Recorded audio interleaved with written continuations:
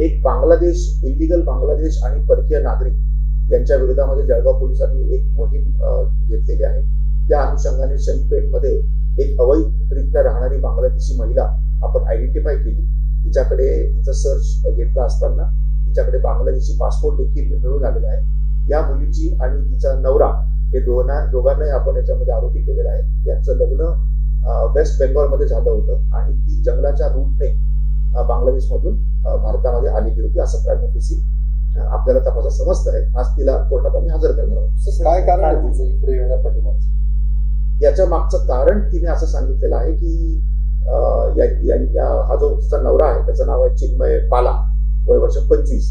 याचे 2024 मध्ये तिच्या बरोबर फेसबुक मधून माध्यमातून ओळख झाली होती आणि त्यांचं अफेअर झालं होतं. आणि मग त्यांनी वेस्ट बेंगॉलला ती बांगलादेशमध्ये जंगलातून पळून आली. तिला 2 लोकांनी बांगलादेशच्या सहकार्य केलं असते म्हणते.